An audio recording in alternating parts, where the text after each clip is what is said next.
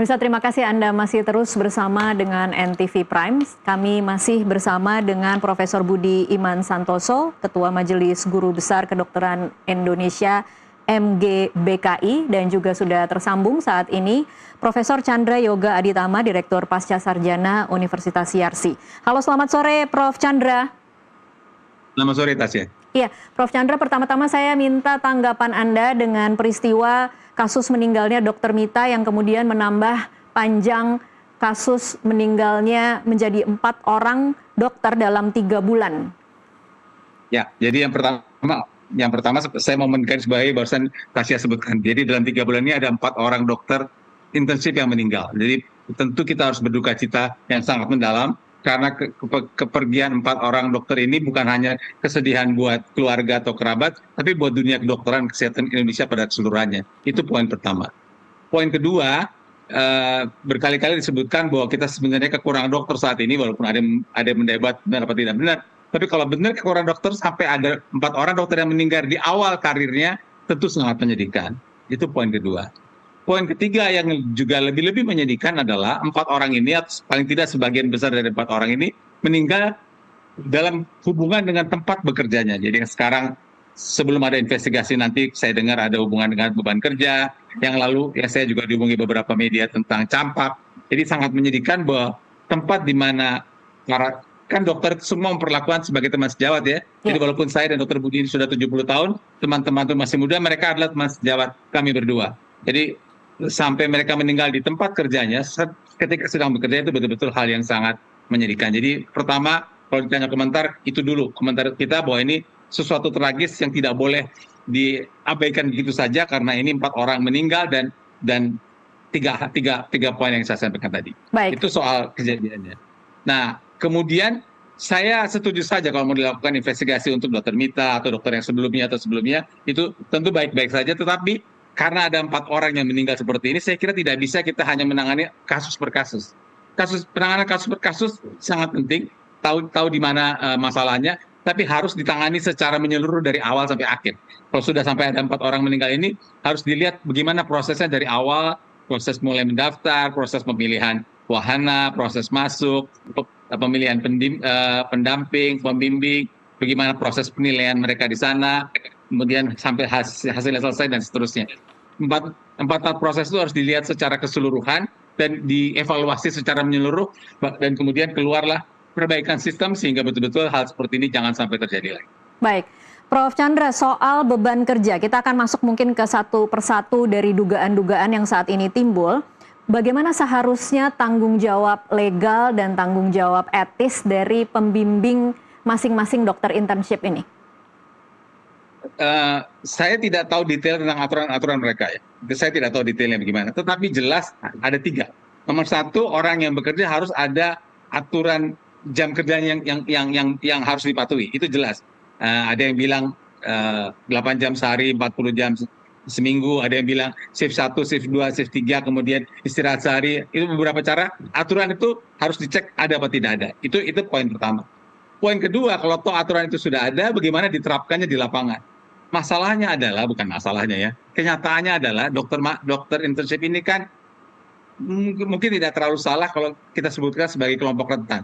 Di satu sisi mereka dokter penuh, sudah menjadi dokter dan bekerja sebagai dokter di rumah sakit itu, tapi dia tentu bekerja untuk mendapatkan, berproses untuk mendapatkan sertifikat selesai intensif itu. Jadi dia dalam tekanan sebagai dokter, tapi juga dalam tekanan kerja sehari-hari untuk mendapatkan sertifikat yang harus dia dapatkan dalam kerja selama setahun itu. Dan karena dia rentan, maka bukan tidak mungkin penyalahgunaan aturan yang tadi itu bisa terjadi di sini.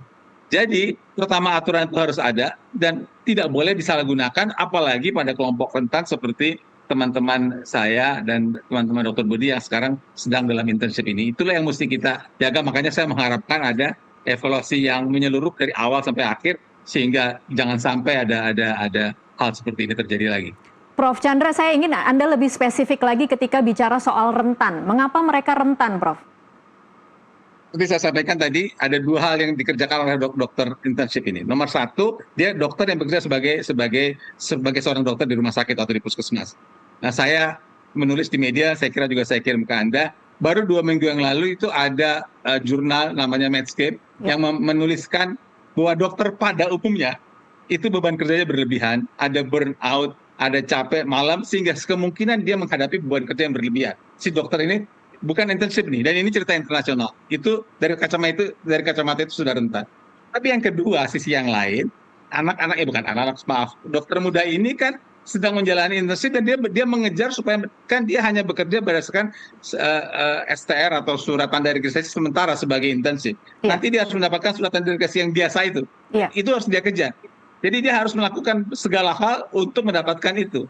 Dan bukan tidak mungkin dalam kerja sehari-hari ketemu pendamping atau pembimbing, ini yang jadi masalah. Nanti kalau nggak saya ikutin, jangan-jangan proses saya mendapatkan STR, mendapatkan surat intensif dipersulit. Karena itu dia jadi rentan, baik sebagai dokter maupun juga sebagai peserta intensif. Itu yang mesti kita lindungi. Oke, dengan kondisi yang seperti itu, menurut Anda apakah bisa berharap terhadap pembimbing, ataukah memang harus ada individu lain yang kemudian bisa memastikan bahwa dokter-dokter rentan ini tidak akan di-abuse begitu, kira-kira Prof. Chandra?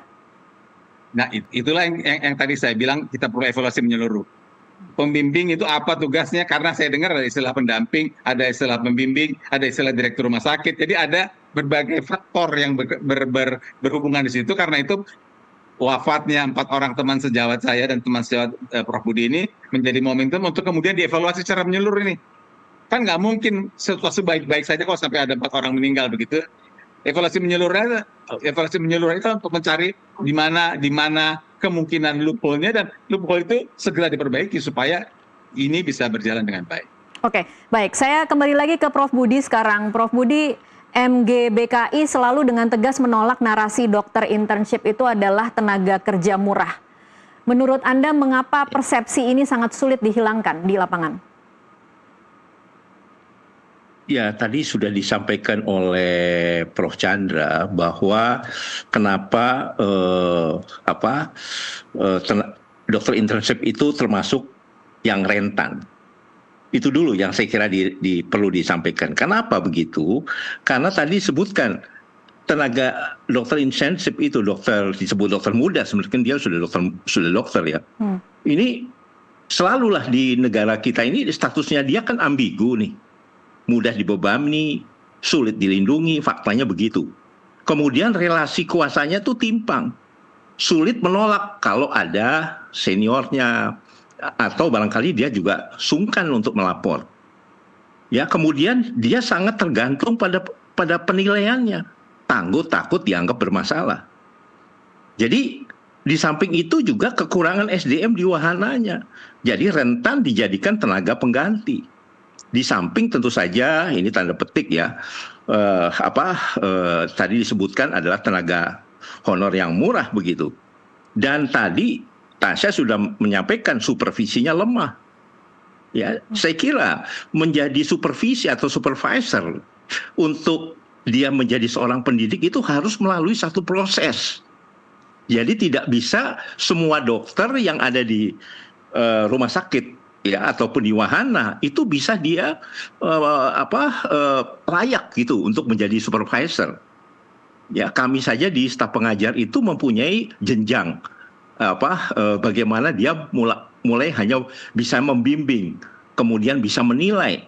Ya, itu ada prosesnya. Coba Tasya bayangkan kalau punya anak umpamanya bekerja di satu rumah sakit wahana dan tidak jelas gitu supervisornya itu seperti apa, karena pada supervisor itu tugasnya dia tuh melindungi dokter muda yang internship tadi. Jadi saya kira itu juga yang perlu menjadi perhatian kita, seperti apa sampaikan Dokter Prof. Chandra tadi, bahwa ini tidak bisa dilihat hanya satu persatu, ini harus dilakukan kajian secara menyeluruh. Karena ini sudah sistem gitu, kalau sampai lebih dari satu ini bukan lagi bicara individual, tapi adalah satu sistem yang harus dinilai apakah ini sistem ini berjalan dengan baik dan benar. Kalau tidak baik dan benar, perbaiki sistemnya. Kalau sistemnya memang tidak layak lagi, tentu saja ganti sistemnya. Mungkin itu yang saya bisa sampaikan. Baik, Tasya. baik Prof. Budi. Ini mungkin sekedar mengupdate informasi bagi para pemirsa yang saat ini menyaksikan tayangan kita dan menyaksikan diskusi kita. Sedikit latar belakang kenapa kita dari tadi menyebutkan ada 4, karena sebelum kejadian Dr. Mita yang meninggal pada tanggal 1 Mei 2026 itu, ada juga kasus dokter di Cianjur yang meninggal dengan komplikasi campak. Kemudian ada dokter internship di Rembang, Jawa Tengah, meninggal dengan dugaan anemia. Dan juga ada yang di Denpasar, Bali dengan komplikasi DBD. Dan ini memang pernyataan dari Dirjen SDM Kemenkes Yuli Varianti pada 30 Maret 2026 mengatakan bahwa kematian 3 dokter internship itu tidak terkait dengan beban kerja. Tetapi lagi-lagi dengan adanya kasus Dr. Mita ini mungkin kita harus kembali lagi menelisik seperti apa kejadian di 3 dokter sebelumnya. Saya ingin kembali lagi ke Prof. Budi sekarang. Kalau tadi kita bicara soal bagaimana sudah ada tim investigasi dari Kementerian Kesehatan yang turun dan menyelidiki, tapi harus ada investigasi yang independen. Prof. Budi tadi sudah mengatakan seperti itu. Harus siapa yang berada di tim independen ini, Prof, agar kemudian hasilnya tidak sekedar sesuatu yang formalitas dan hanya sekedar narasi dan kemudian tidak akan dilaksanakan dan kemudian jangan-jangan nanti berapa bulan lagi kita akan mengulang kejadian yang sama. Ya, terima kasih Tasya. Jadi sebetulnya yang nomor 1 harus kita tanyakan dulu, mengapa sih perlu independen? Karena dari evidence ya, atau dari literatur pun, itu kalau audit internal itu kebanyakan yang disampaikan hanya prosedur administrasi, mencarinya ke sana saja. Dia tidak melihat ke dalam, lebih substansi. Jadi kenapa itu perlu kenapa kita memerlukan.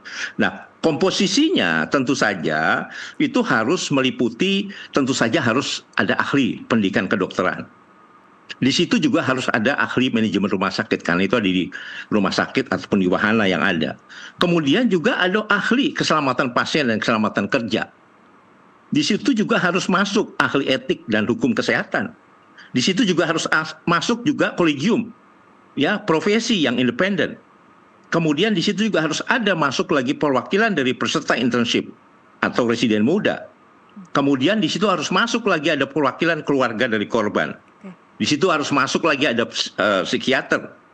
Kemudian tentu saja ada forensik secara administratif. Nah, ini kenapa tim independen itu akan bisa memberikan report yang jauh-jauh lebih objektif dibanding kalau hanya audit internal yang tentu saja kita sudah lihat tadi bagaimana jawaban dari Kemenkes mengenai kasus ini. Itu adalah jawaban administratif, Bu. Iya. Itu yang saya bisa sampaikan. Terima kasih. Baik, Tasya. Prof. Chandra, mungkin ada yang mau ditambahkan tentang siapa kira-kira yang bisa kita harapkan masuk